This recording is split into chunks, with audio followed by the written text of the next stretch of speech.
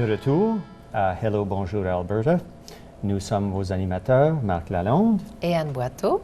Et nous accueillons aujourd'hui Michèle Catecoup, la coordinatrice du programme de santé, navigation de santé, et Diki Dikama, le fondateur et le directeur exécutif de Kanavua, un organisme qui oriente les bénévoles pour promouvoir la solidarité. Oui, tout à fait. C'est ça, justement. Alors, on va commencer en parlant de vous, d'où vous venez, comment est-ce que vous êtes arrivé en Alberta et comment vous vous êtes trouvé à Kanavua. Michèle?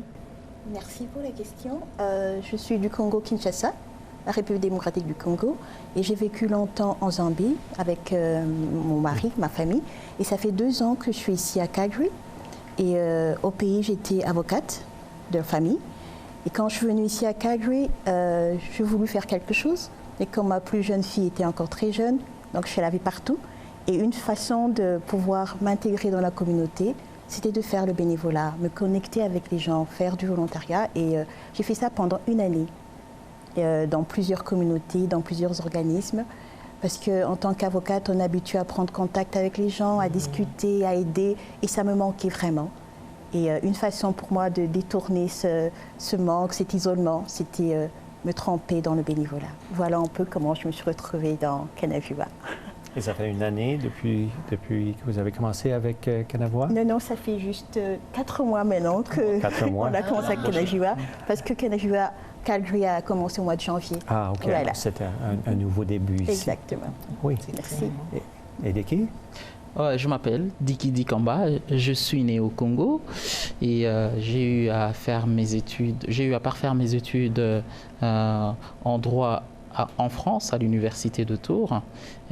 J'y ai vécu pendant une bonne dizaine d'années avant de venir ici au Canada, et puis ça fait à peu près 7 ans que je vis ici au Canada. Alors... Toujours à Edmonton? Toujours à Edmonton. Je suis arrivé directement à Edmonton parce que c'est pour des raisons purement familiales que je me retrouve à Edmonton, d'autant plus que mon épouse, elle vivait ici bien avant. OK. Retour chez elle. Oui, tout à fait. Alors, c'est comme ça que je me retrouve ici, en Alberta. Moi, je m'étais dit... la seule façon pour moi de pouvoir m'éclore dans la communauté, c'était de pouvoir m'accrocher à ma francophonie. Alors, une fois arrivé à Edmonton, je passais tous les jours à la cité francophone. Alors, je donnais de mon temps bénévolement dans la plupart des organismes à la cité francophone. J'étais à l'Alliance française, au centre d'accueil. Beaucoup d'organismes m'ont ouvert leurs portes en tant que bénévole. Et du coup, pendant 8 mois, je dis presque tous les jours, j'étais à la cité. Pendant 8 mois, il y a un tic qui est venu en moi. Je me suis dit, il n'y avait pas une structure pour pouvoir coordonner l'action du bénévolat dans la communauté francophone. Alors j'ai commencé à faire des petites recherches. J'ai vu qu'on avait Volontiers Alberta, Volontiers Edmonton, Volontiers Calgary, mais il n'y avait rien dans la communauté francophone. C'est comme ça que j'ai eu l'idée de pouvoir rassembler un bon nombre d'amis pour leur dire qu'il faut qu'on fasse quelque chose dans la communauté francophone, qu'on puisse mettre en place un organisme qui ait pour mission de promouvoir et valoriser le bénévolat. Alors, c'est comme combien longtemps de ça? C'est depuis le 17 septembre 2009 qu'on a commencé, mais on a été enregistré au mois d'avril parce que la procédure elle était un peu longue. Donc au mois d'avril 2010, c'est là qu'on a eu les statuts officiels, mais c'est depuis 2009. Wow. Okay. Alors si je peux rajouter encore, donc Kanavua c'est un organisme qui facilite la mise en relation entre les bénévoles qui sont à la recherche des missions bénévoles, permettez-moi la tautologie, et des associations qui sont à la recherche de bénévoles. En fait, nous sommes un facilitateur. Ouais. Okay. Et en plus, vous avez vos propres programmes. Tout à aussi. Fait. Tout à fait. Vous faites de la formation? Oui, tout à fait. Oui, on fait de la formation parce qu'on se dit que la meilleure façon de pouvoir faire du bénévolat, c'est de pouvoir inculquer à nos jeunes ces valeurs, ces comportements prosociaux. Je parle du bénévolat, je parle du don et de l'aide à autrui. Ce sont des comportements prosociaux qu'il faudrait inculquer aux gens qui viennent d'ailleurs aussi, qui ne savent pas ce que c'est, comment s'impliquer dans la communauté. Les gens qui vivent ici, le bénévolat, c'est une culture au Canada. Mais il y a des gens qui viennent aussi d'ailleurs, qui ne savent pas comment s'y prendre. Je peux prendre l'exemple des personnes qui viennent dans des pays à régime répressif. Quand il y a à l'idée de pouvoir s'impliquer dans la communauté, ils sont un peu réfractaires. Ils se disent, mais bon, je vais m'impliquer, mais quand il s'agit maintenant de la procédure, on leur dit, bon, par exemple, on doit faire un police check, par exemple. Ils disent, oh non, moi je ne veux pas avoir de problème avec la police parce que je viens d'arriver. Non. Donc on essaie de leur expliquer, leur dire que le bénévolat ici au Canada est structuré. On le fait dans le cadre d'une organisation, alors ça demande à ce qu'on puisse avoir une procédure. C'est comme ça que ça se passe. Donc c'est de la formation, on fait de la formation et puis on a mis en place toute une gamme de services qui puissent nous permettre à recruter des bénévoles, les former et puis les envoyer sur terrain. Et Michel, donc toi, tu t'occupes de la navigation en santé. C'est le programme, le premier programme que vous avez à Calgary. Oui, exactement. OK. Et ça fait quoi exactement? Oui. En fait, le navigateur en santé consiste, comme Dicky l'a dit, on a nos bénévoles, on travaille avec des bénévoles, parce que c'est une plateforme de bénévoles. On a ciblé une population, les personnes âgées, les femmes enceintes, les nouveaux arrivants, les familles à faible revenu. Cette catégorie de population assez vulnérable, nous les aidons à atteindre leurs rendez-vous médicaux. Parce que pour certains qui ne savent pas très bien s'exprimer en anglais, on est là avec nos bénévoles qui sont généralement bilingues, pas seulement du français, mais parmi la gamme de bénévoles que j'ai, il y a même ceux qui parlent espagnol et d'autres langues. On y va avec eux et on interprète. Et dans ce cadre, pour avoir un résultat un peu plus professionnel et escompté, on a eu une collaboration et on va avec Alberta Health Services. Une de leurs agentes, en nom de Sylvie Lébion, viendra au mois de juin pour former nos bénévoles, pour leur donner une certaine formation assez précise et efficace sur les droits et limites et responsabilités de l'interprète. Parce que ce que l'on veut, c'est non seulement interpréter, mais aussi respecter les droits de l'interprète. Parce que quand un médecin, par exemple, il donne son diagnostic, on est là pour donner exactement ce que le médecin dit. On ne peut pas alléger, on ne peut pas retrancher, on ne peut pas retrancher ou rajouter. Il faut qu'on connaisse les limites et les droits que l'on a. Et dans tout cela, il faut aussi savoir comment le faire. J'ai une petite expérience que j'ai faite quand moi-même j'ai accompagné une de mes clientes. Le médecin, vous savez, certains médecins n'ont pas, c'est dans leur cause, ils voient tellement des gens, par moment ils ne mettent pas trop de sentiments. Ils donnent le résultat de manière crue, de manière brute. Et c'est à nous, l'interprète, sans altérer le résultat, de le dire, le résultat tel qu'il est, mais avec beaucoup plus de sentiments. Et tout ça, ça s'apprend. Tout ça, ça s'apprend et c'est cette formation que l'on va avoir d'ici le mois de juin avec notre agent de Alberta Health Services pour essayer de former nos bénévoles. Voilà.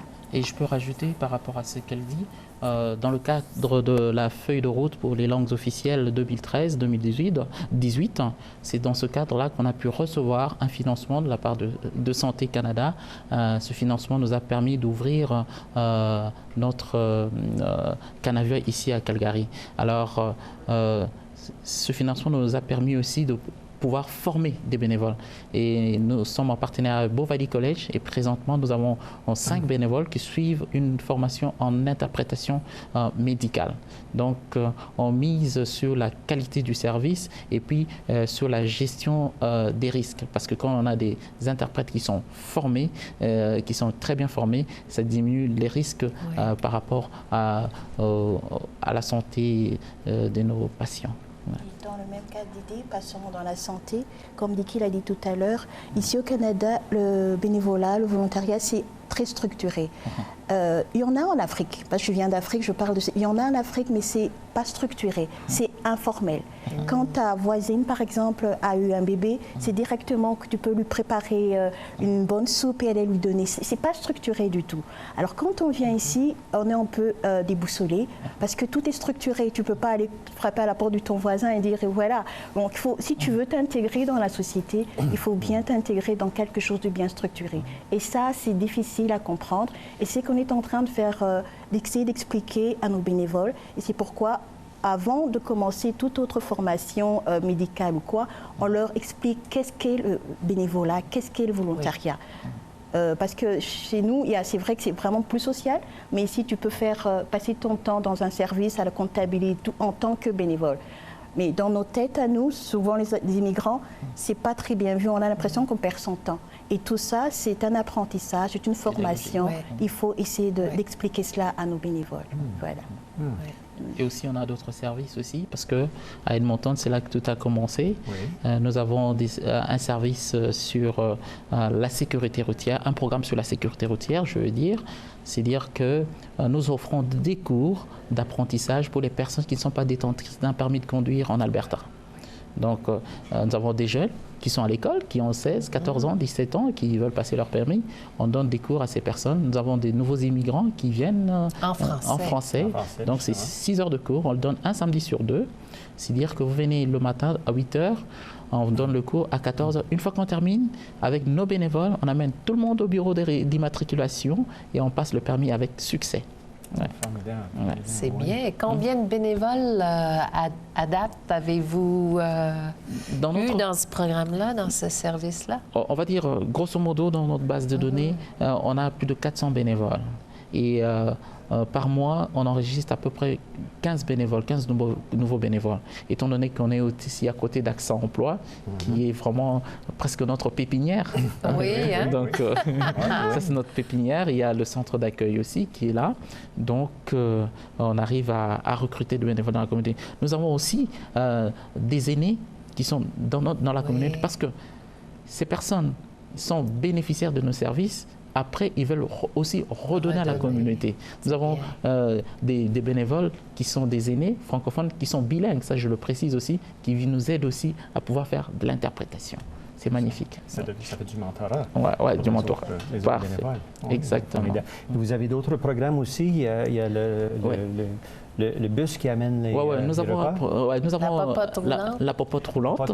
Nous nous sommes inspirés du Québec. Au Québec, il y a la popote roulante. Ici, on a Meals by Bus. Donc, c'est un service de distribution de repas chauds pour les sans-abri, les nouveaux arrivants et les personnes dans le besoin. Alors, ce service, généralement, ça se passe le jeudi, mais le mercredi, on a la Food Bank, la banque alimentaire. On fait la distribution tous les mercredis à la cité francophone des denrées pour les familles. Mais maintenant, dans notre programmation, on avait eu un peu à mettre un peu en veilleuse la popote roulante. Maintenant, on va recommencer, d'autant plus que nous avons un financement qui va arriver et ça va nous permettre de trouver un chauffeur qui puisse être là parce que l'équipe commence à s'agrandir. Il faut. C'est tout à fait formidable.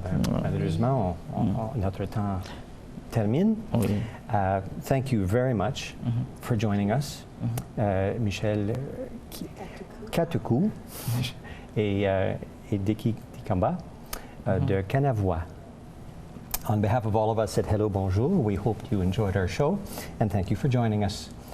De la part de toute l'équipe de Hello Bonjour Alberta, merci à vous, nos invités. Merci. Et à vous d'avoir été les nôtres. À la prochaine. Le corps a besoin de vibrer, la musique va t'envelopper. Laisse-toi aller, bouge à son rythme.